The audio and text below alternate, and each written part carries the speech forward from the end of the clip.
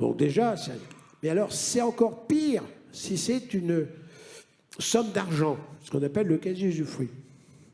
J'ai 1 million et je dis à mon fils, je te donne la nue propriété du million. Il me regarde, il me dit, qu'est-ce que j'ai? Je lui réponds, rien, puisque le million, je le garde. Mieux encore, j'ai le droit de le dépenser. C'est ça l'avantage. Et au moment où je vais mourir, peut-être qu'il n'y aura plus rien du million. Mais quand je fais cette opération, c'est parce qu'il y a peut-être de l'actif successoral potentiel. Et donc, avec le quasi-usufruit, mon fils dispose d'une créance de restitution d'1 million d'euros sur le défunt qui sera moi. Et donc, il pourra déduire de l'actif qui lui est transmis le fameux million. Voilà ce que c'est que le quasi-usufruit. C'est formidable. C'était formidable. Alors, vous avez bien compris qu'une telle situation ne peut pas plaire à l'administration. Et donc, elle a essayé à plusieurs reprises de considérer que le quasi-usufruit serait un abus de droit, ce que la Cour de cassation a toujours refusé, enfin toujours à 3 reprises, c'est pas non plus. Et puis, ce que le comité a précisé, quelques abus de droit avaient précisé dans une situation un peu particulière, parce que le contribuable, il avait donné 1 million qu'il ne possédait pas. C'était encore mieux, il avait possédé 600 000, il donnait 1 million. Et là, le comité de l'abus de droit, il a dit à concurrence de la somme que l'on possède, il n'y aura pas d'abus, parce que si on remet en cause le... Mais par contre, de faire un quasi-usufruit sur une somme d'argent que vous n'avez pas, ce sera un abus. Bon. Enfin, de toute façon, les décisions qui ont été prises tant par la Cour de cassation que par le comité de l'abus de droit fiscal n'ont pas plu à l'administration qui a fait prendre un texte, très simplement, pour dire que, pour préciser le caractère non déductible de la dette de restitution du quasi-usufruitier d'une somme d'argent. Autrement dit, on dit dans le texte, ben, c'est plus déductible, point, de l'actif successoral. Il y a quand même deux exceptions. La première exception, c'est le quasi-usufruit successoral du conjoint survivant.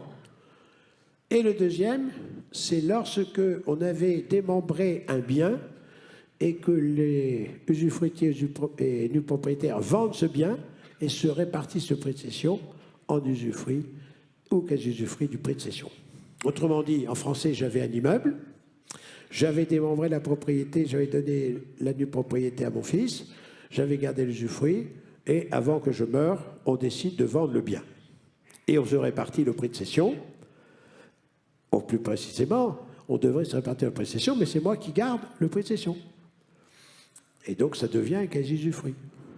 Et là, on vous dit, bon, on accepte de tenir compte de cette situation si on s'est réparti les choses entre nous, à condition qu'on n'ait pas utilisé ce mécanisme avec un objectif principalement fiscal.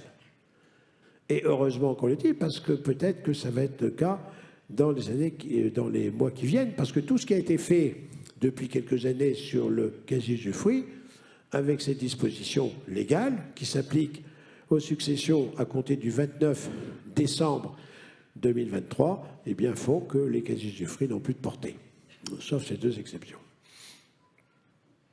Un dernier point en droit d'enregistrement qui est celui de la valorisation des parts ou actions de sociétés au regard de l'IFI. Pour rappeler d'abord que dans l'IFI, il y a beaucoup de titres de sociétés qui ne sont pas dans le champ d'application, quand bien même ces sociétés possèdent des immeubles, parce que ces immeubles sont mis à disposition de la société qui les possède ou du groupe, sous réserve que c'est une mise à disposition d'une activité opérationnelle. En français, ça veut dire que si je suis dans une SARL avec plusieurs membres de ma famille, que dans cette SARL, j'ai un immeuble qui vaut 10 millions d'euros et qui est mis à disposition de l'activité professionnelle de la SARL, eh bien, aucun des associés n'est concerné par l'IFI. Donc il y a besoin de ne rien valoriser du tout. On n'a pas vu ça très correctement. Maintenant, Francis Lefebvre est en train de redresser un peu son explication, parce qu'il s'était trop adossé sur l'ISF pour voir qu'il y avait tout un champ de dispositions qui sont hors champ d'application. Et puis il y a une deuxième possibilité de ne pas être soumise à l'IFI, c'est lorsque je suis exonéré au titre des biens professionnels. Si l'immeuble de 10 millions était dans une société civile immobilière détenue par ma famille que j'évoquais tout à l'heure, et que cet immeuble était donné en location à une SARL, une société anonyme, dans laquelle moi j'avais 50% du capital, que j'exerçais mes fonctions de direction, que c'était mon revenu principal, c'est-à-dire que les 50% de mes parts dans la SARL d'exploitation étaient pour moi un bien professionnel, la valeur de ma participation dans la SCI était exonérée d'IFI. Mais les autres associés de ma famille sont dans le champ de l'IFI et supporteront l'IFI parce que n'exerçant pas d'activité dans la société d'exploitation, ils ne sont pas exonérés au titre des biens professionnels. Quand on a compris ça, on a compris l'essentiel. La question qui peut se poser, qui s'est posée, c'est de se dire, au fond, comment on détermine la valeur immobilière des parts de sociétés qui sont opérationnelles, mais qui possèdent des immeubles non affectés à l'activité. Autrement dit, j'ai une société opérationnelle, son actif est de 10 millions, et j'ai un immeuble locatif qui est pour 2 millions. Eh bien, dans cette situation-là, il y aura un rapport immobilier sur les titres de 20%, puisque j'ai 2 millions sur. Et donc, les parts que je possède entrent dans le champ d'application de l'IFI pour tous les associés. Après, il va falloir que l'on détermine la valeur des parts à retenir. Et la valeur des parts, c'est les actifs moins les passifs. Et dans les passifs, on tenait compte, jusqu'à ce dispositif, de toutes les dettes de la société qui était propriétaire de l'immeuble, y compris les dettes qui n'avaient rien à voir avec l'acquisition de l'immeuble. Peut-être celui-ci avait été acquis il y a 20 ans et qu'il n'y a plus de dette. Dans la loi de finances, on vous dit, désormais, pour la détermination de la valeur des parts, on ne tiendra plus compte du passif de l'endettement qui n'est pas lié à l'acquisition de l'immeuble. Et donc, ça mais en même temps, on dit la valeur des parts ne pourra pas excéder la valeur de l'immeuble. Évidemment, ça pourrait arriver, donc vous avez ce dispositif. Alors c'est important pour vous les experts comptables parce que c'est plutôt là qu'on vient vous chercher, c'est pour la valorisation des parts de société, pour l'IFI.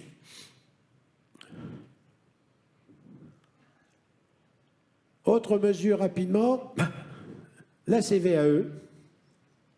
Repousser la suppression de la CVAE qui devait avoir lieu en 2024 est repoussée à 2027. Et donc, elle sera supprimée. Entre-temps, on fait des abattements progressifs du taux minimal de CVAE et des dégrèvements des petites entreprises qui diminuent aussi progressivement. La petite entreprise étant celle qui a un chiffre d'affaires supérieur à 500 000 et inférieur à 2 millions, puisqu'à moins de 500 000, on n'est plus concerné par la CVAE.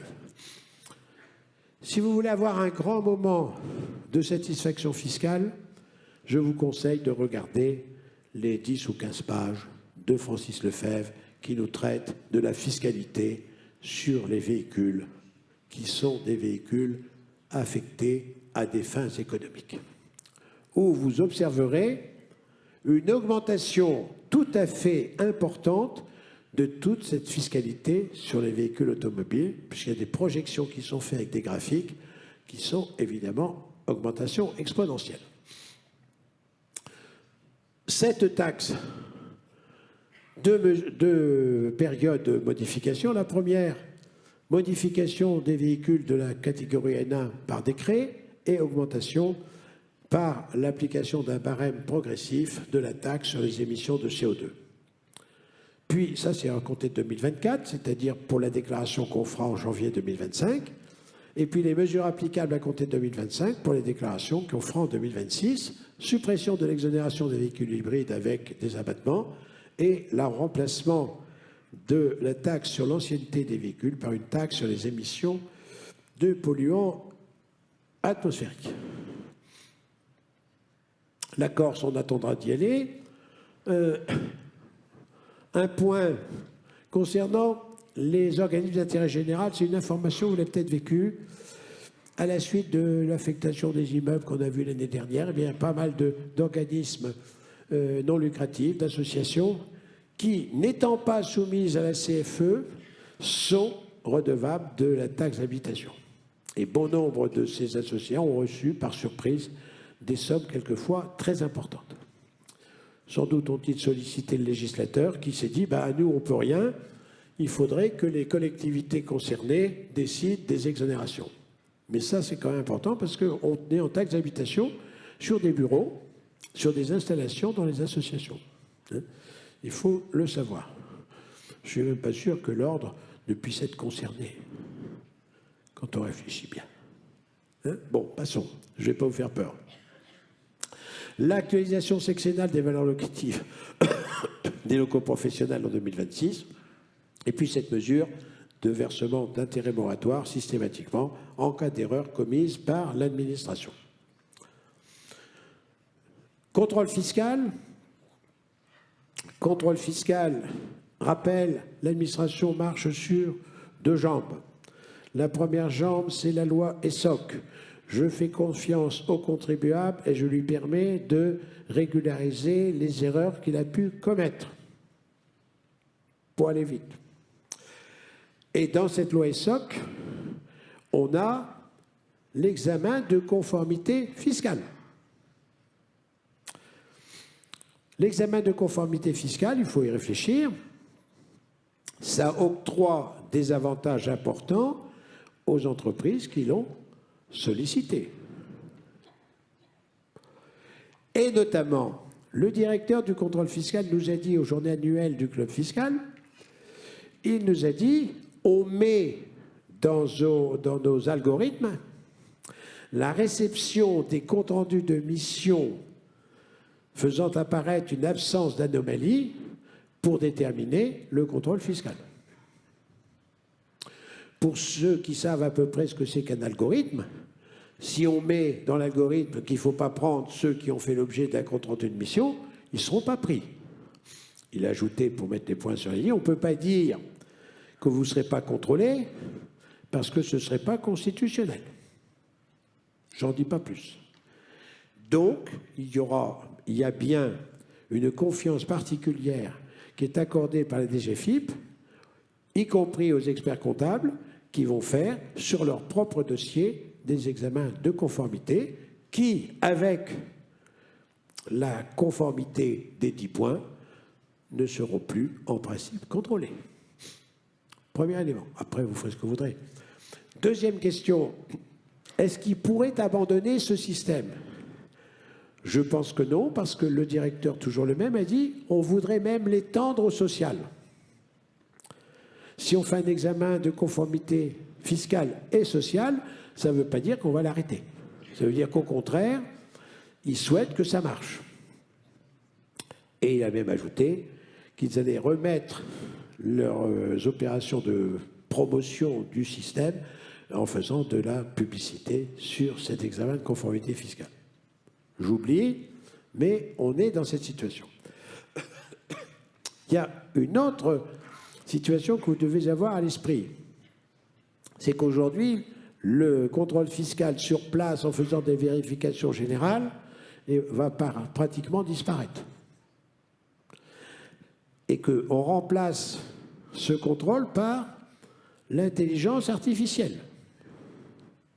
Et de plus en plus, les entreprises, comme les contribuables, mais aussi les entreprises, reçoivent des propositions de rectification sans que jamais un inspecteur ne soit venu sur place ni poser la moindre question.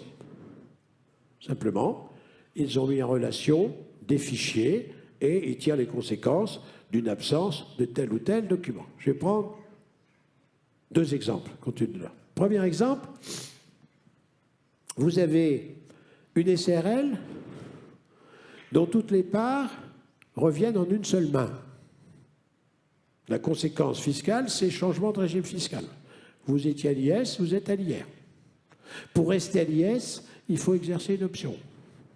Je constate, enfin l'administration constate la réunion de toutes les parts en une seule main, elle va chercher avec son intelligence artificielle l'option, elle ne la trouve pas, et elle envoie une proposition de rectification à l'entreprise en disant voilà, vous avez changé de régime fiscal à partir de telle date, date de cession des parts, 3 mars, etc. Vous m'envoyez la déclaration de cessation d'IS et vous m'envoyez les déclarations de BIC, puisque c'était du BIC. Mise en demeure. Qui a posé des questions? Personne. Après, évidemment, l'entreprise, il va être en contact, il dira ah ben oui, oui. Premier cas. Deuxième cas, et ça, c'est fait par un service de vérification. Autrement dit, par des agents des impôts qui étaient des vérificateurs sur place. Si c'était fait par le secteur local, ça ne me gênerait pas. Mais si on met tous les moyens de ces spécialistes de vérification sur l'intelligence artificielle, évidemment, ça va. Deuxième sujet, toujours la même période, décembre. Une entreprise fait une réévaluation libre de ses actifs. Covid. 6 millions. Donc l'intelligence artificielle a dit bon, on va regarder. Et où est le document de suivi? Il n'y en a pas. Eh bien, proposition de rectification, vous avez réévalué vos actifs pour 6 millions, vous n'avez pas envoyé l'imprimé visé à l'article numéro tant, par conséquent, vous me devez 1,6 million. Ça vous fait rire. Ça fait rire le contribuable aussi, parce qu'il pense que c'est tellement gros que ça ne peut pas aller jusqu'au bout. Simplement, c'est ce qui vous tombe sur la tête. Et votre consoeur, qui est concernée par cette affaire, elle a passé et elle passe de mauvaises fêtes de fin d'année. Quand on lui dit que son client doit 1,6 million alors qu'on a pris une décision pour augmenter ses fonds propres, elle est quand même un peu parce que donc ce genre de situation, vous pouvez être tranquille, ça va se développer. Et on n'a plus besoin d'aller sur place pour aller faire ce travail. L'administration fait aujourd'hui à peu près 40% de ses rectifications par l'intelligence artificielle. Et elle a décidé de passer à plus de 50% dans l'année qui suit. Donc on est en présence d'un changement considérable de l'environnement du contrôle fiscal. Ça, c'est la branche simple, mais c'est la branche simple qui s'adresse aux gens qui remplissent bien leurs obligations. Même s'ils ont oublié des options, ça coûte cher, mais ils auront quand même bien rempli leurs obligations. Donc on ne remet pas en cause les résultats, on dit simplement vous avez oublié quelque chose. Et l'autre jambe, c'est la jambe poursuite pénale, recherche de la fraude fiscale et dépôt de plainte pour fraude fiscale concernant des contribuables et transmission au parquet. Tout ça, c'est 2018, depuis cette date. Et depuis qu'ils ont pris cette décision, pratiquement les plaintes pénales ont été multipliées par 3. Voilà. Je ne sais pas si les parquets vont pouvoir les traiter, ça c'est une autre affaire, mais voilà le changement. Et vous observez que dans les lois de finances récentes, chaque année, pratiquement, on renforce le dispositif de lutte contre la fraude fiscale, un peu, je ne sais pas organisée, mais la grande fraude fiscale. Et moins ce qui concerne les autres. J'oublie la première mesure, l'aménagement du contrôle sur place. On va l'oublier compte tenu de l'heure. Le contrôle des prix de transfert, où c'est important, on abaisse considérablement l'obligation documentaire à 150 millions de chiffre d'affaires au niveau global. Ce n'est pas seulement français. Et puis, on augmente les amendes. Je passe. Et puis vous avez cette disposition qui mérite peut-être une information, c'est la recherche de données sur Internet ce texte va permettre aux agents des impôts de mener des enquêtes sous pseudonyme pour établir la preuve d'infraction, d'activité occulte, d'insuffisance de déclaration, de non-déclaration de comptes détenus à l'étranger ou d'activité illicite.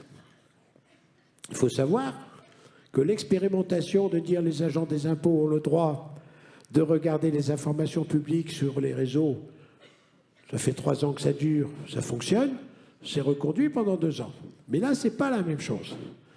Là, il s'agit qu'un agent des impôts qui sera habilité puisse communiquer avec un contribuable sous un pseudonyme sans savoir, ce contribuable, qu'il est en contact avec un agent des impôts. Donc vous voyez la subtilité. On pourrait me faire sous un pseudonyme, j'expliquerai comment vous faites pour frauder aussi bien le fisc. Vous devez avoir des ficelles, c'est formidable, vous devriez me les confier. C'est une conversation. C'est nouveau. Et moi, si je suis, entre guillemets, sollicité par un agent des impôts sous un pseudonyme, il ne va pas trouver de fraude fiscale. Donc je ne saurai jamais que mon correspondant était un agent des impôts. J'aurai une communication intéressante sur les questions générales de fraude fiscale, etc. Peut-être deviendrons-nous amis, voire plus, si affinité, et peut-être qu'il n'y aura jamais de fraude fiscale, mais que d'autres délits pourraient être commis. On ne sait pas. Donc vous voyez, c'est un changement, on n'y pense pas, mais tout à fait considérable, au point que les sénateurs ils disent qu'il ne faudrait quand même pas que l'agent des impôts sollicite la fraude ou incite à la fraude. Hein, parce que, donc ça, c'est Internet. La création d'un délit spécial de mise à disposition d'instruments qui facilitent la fraude fiscale, ça va au-delà du Conseil. Ce n'est pas le Conseil qui est concerné, c'est la mise en application de moyens qui sont visés. L'ouverture de comptes, l'interposition de personnes physiques, la fourniture de fausses identités, etc. Autrement dit, on a une participation active à de la fraude fiscale. Ça vise ce qu'ils appellent les officines qui incitent à la fraude, qui proposent. Et aujourd'hui, l'officine qui incite à la fraude ne peut être poursuivie que comme complicité de fraude fiscale. Eh bien, avec ce texte, eh bien, il y aura une infraction autonome et ils pourront supporter 3 ans d'emprisonnement et une amende de 250 000 €. La privation des droits à réduction au crédit d'impôt en cas de fraude aggravée, on ne va pas en dire grand-chose. Hein. Quand on fraude, on se moque un peu de la réduction du crédit d'impôt, puisque ce qui nous intéresse, c'est l'impôt lui-même. Et donc, ce n'est pas ça le sujet, simplement. Donc, on a terminé. Vous êtes contents? Moi aussi, d'ailleurs. Surtout qu'on va arriver à quelque chose qui va vous intéresser, plus que la fraude. C'est la question, ou les questions qui intéressent aujourd'hui les experts comptables. Les rémunérations des associés dans les SEL. La modification qui est apportée ne résulte pas d'une loi. Elle résulte d'une modification d'instruction administrative de l'année dernière et qui n'a pas été totalement comprise, qui nous a obligés à reporter d'une année l'application de cette nouvelle doctrine et qui s'applique par conséquent à compter du 1er janvier 2024. Les premières déclarations tirant les conséquences du changement de doctrine auront donc lieu en 2025. L'idée, c'est quoi? C'est que dans une SEL, les activités techniques exercées par les associés rémunérées relèvent de la catégorie des BNC. Que ces associés puissent en même temps exercer une fonction de direction, une fonction de gérance, une fonction de président, eh bien, pour cette fonction, la rémunération qu'ils perçoivent relève soit des traitements des salaires s'il y a une nette subordination, ou soit de l'article 62, le plus largement article 62. Et donc on dit vous êtes obligé, quand vous êtes associé et mandataire social, de distinguer la rémunération qui correspond au mandat social de la rémunération qui correspond à l'activité technique. On dit on ne sait pas faire. Pardon. C'est un tort, l'administration elle dit, vous devez dissocier. Si vous ne pouvez vraiment pas dissocier, on mettra tout en article 62, mais c'est à vous à apporter par tout moyen que vous êtes dans l'impossibilité totale de dissocier. Il y a des secteurs, cela sera peut-être possible, mais dans le secteur médical en particulier, c'est assez compliqué de dire je suis incapable de dissocier alors que je passe 8 heures par jour dans mon cabinet et une demi-heure dans mon bureau. Donc c'est ça. Donc il faudra dissocier. Je traduis, il faudra dissocier. La dissociation, par mesure de simplification, dit l'administration, on pourrait considérer que la rémunération du mandat social soit égale à 5% de la rémunération. C'est faible, mais c'est par simplification. Ce qui ne veut pas dire qu'on est obligé. Ma position personnelle avant cette information, c'était de dire qu'il faut déterminer une rémunération du mandat social en amont de la réalisation de l'activité dans la SEL. Et je ne vois pas dans ces conditions, si je décide que la rémunération soit de 30 000 euros, 35 ou 40 000 euros, que ça dépasse ou pas les 5%, je pense que l'administration fiscale ne pourra pas remettre en cause la décision que j'ai prise de rémunérer le mandat social à 35 000 euros. Mais à condition que j'ai à côté une rémunération technique qui ne soit pas symbolique. Ça, c'est le premier sujet. Le second sujet, c'est les modalités d'imposition des BNC. L'activité technique professionnelle, au fond, relève des BNC. Donc, quels sont les régimes d'imposition applicables? L'instruction nous dit on peut relever du micro si les conditions sont remplies, et si les conditions ne sont pas remplies, on relève de la déclaration contrôlée et on est obligé de déposer une 2035. Attention pour le micro. On a pu croire à la lecture de certains articles qu'on pouvait appliquer le micro si la rémunération était inférieure à 77 700, mais quand on regarde le BOFIP, on prend la rémunération et on ajoute à cette rémunération les charges que la SEL a supportées pour le compte de cet associé et qu'on ajoute à la rémunération pour reconstituer une sorte de chiffre d'affaires. Autrement dit, si j'ai 65 000 de rémunération technique, mais que j'ai 35 000 de prise en charge par la SEL de mes charges personnelles, eh bien ça fait 100 000 euros, donc j'ai dépassé les seuils de 77 000. Ça, c'est les précisions qui sont apportées par l'instruction. Pour moi, ça vaut ce que ça vaut, mais ça clarifie.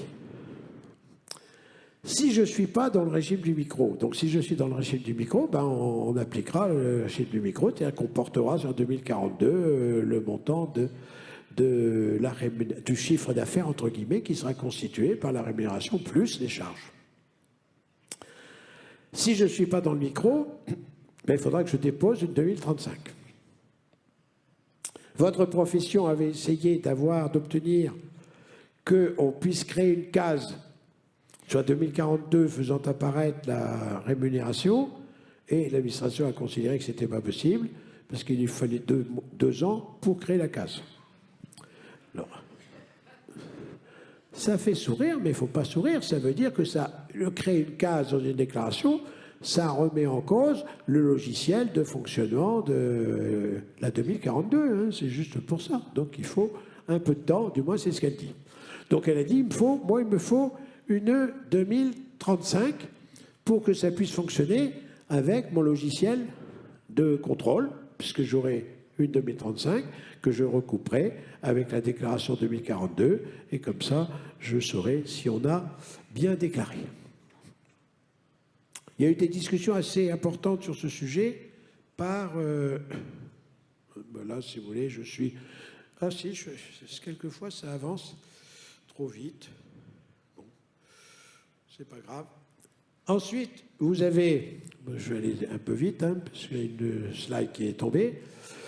Ensuite, il y avait une autre question qui s'était posée, à savoir, est-ce que l'associé devait faire des factures pour la SEL? La réponse est non. Pas de facture, pas de TVA sur la rémunération de l'associé au plan technique. Et d'autre part, pas de CFE par cette expérience. Autrement dit, l'associé de SEL qui est taxé dans la catégorie des BNC n'est pas un entrepreneur autonome par rapport à la SEL, et c'est la raison pour laquelle la doctrine dit on ne peut pas, en tant qu'associé percevant des BNC, vouloir s'assimiler à une EURL et enlever de ce fait de l'IS. Donc désormais on sait, BNC, micro ou 2035, pas de facture, pas de TVA, pas de CFE, pas d'IS. Quand vous avez tout cela, évidemment, vous dites, il n'y a plus que mettre en musique.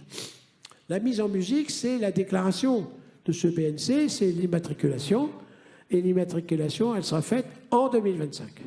Il n'y a pas d'immatriculation à faire pour l'heure en 2024. Voilà ce que dit cette instruction du 27 décembre dernier.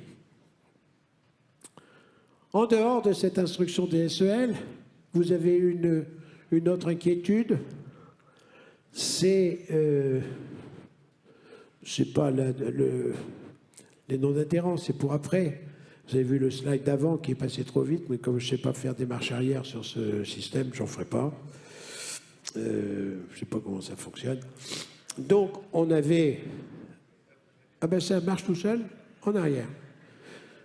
Qu'est-ce qui le fait marcher? C'est toi? Ah, ils sont formidables. Donc, vous passez le suivant. Très bien. Je passez le suivant parce que je l'ai fait. Très bien. Alors non, ça ne marche pas, oui. Qu'importe. Ben là, il va passer le suivant. Voilà. Alors la deuxième question qui vous a effrayé, c'est celle des cotisations sociales, entre guillemets, sur les dividendes versés par des SEL à une société de participation financière. Alors que ces dividendes n'ont pas été distribués par la société de participation financière à le bénéficiaire de la retraite. C'est l'associé qui serait bénéficiaire de la retraite. Vous êtes très inquiet.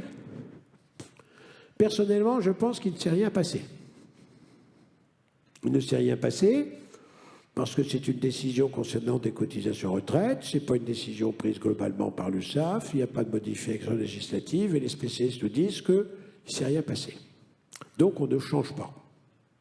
On ne se pose pas la question de savoir s'il faut pour l'heure mettre des cotisations sur les dividendes. Le directeur des impôts, du contrôle fiscal, ayant été aussi sollicité sur cette question au mois de novembre, il a dit pour nous, un dividende, c'est un dividende. Ça ne change rien. Après, le social, ce n'est pas son sujet. Par contre, que peut-on en penser?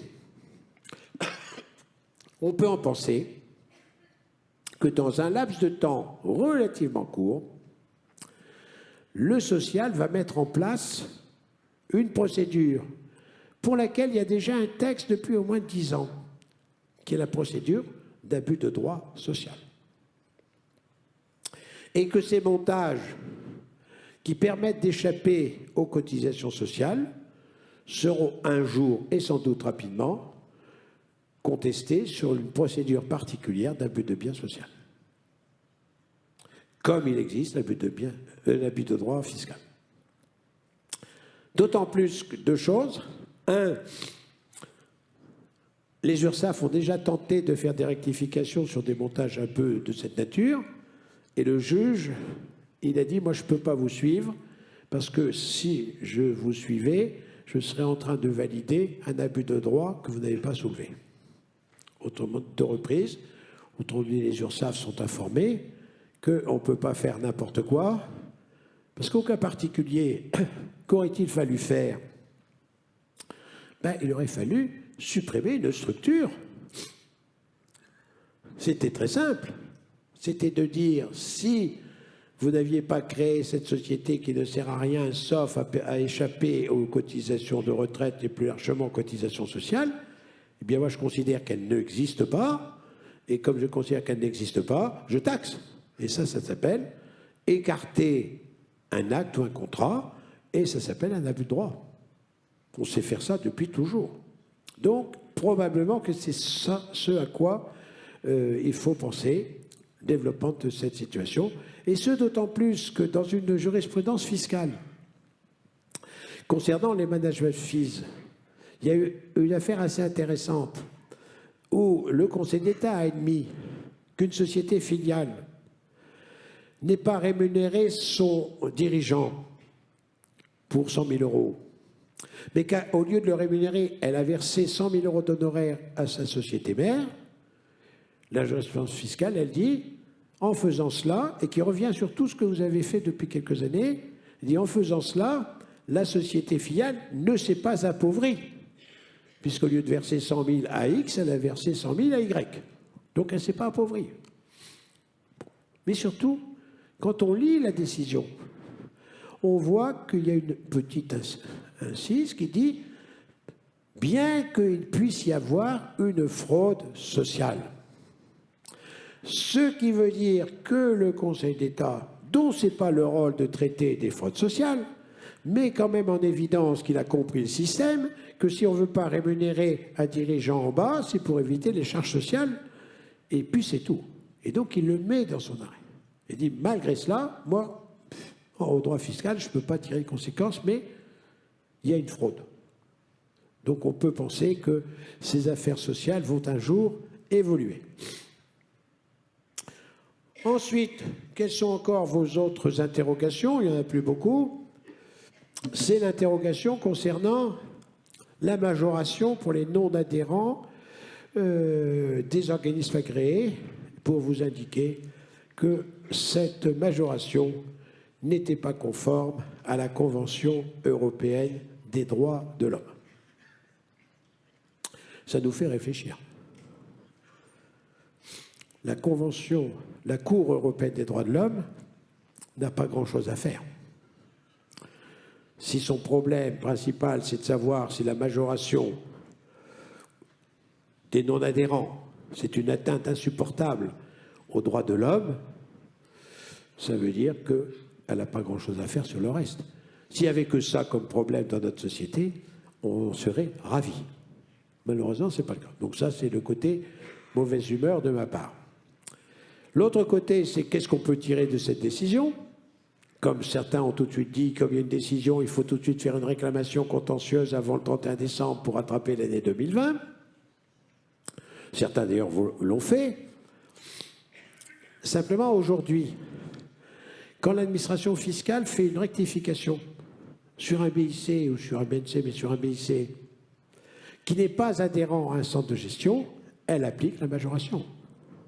Et quand vous lui dites, mais vous ne devriez pas l'appliquer puisqu'il y a une décision de la Cour européenne des droits de l'homme qui nous dit que ce n'est pas conforme à la Convention, elle vous répond, ce n'est pas une décision que j'applique.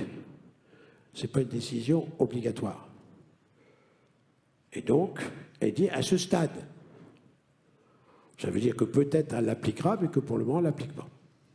Et donc, vous pouvez continuer à faire des réclamations. Ça veut dire que normalement, on ne sera pas informé avant assez longtemps de savoir si elle va tirer les conséquences de cette décision de la Cour européenne des droits de l'homme. Et à ce stade, je pense que la table est servie. Et donc, nous avons terminé cette présentation. Vous allez pouvoir vous restaurer. Et moi, je vais pouvoir m'asseoir quelques instants.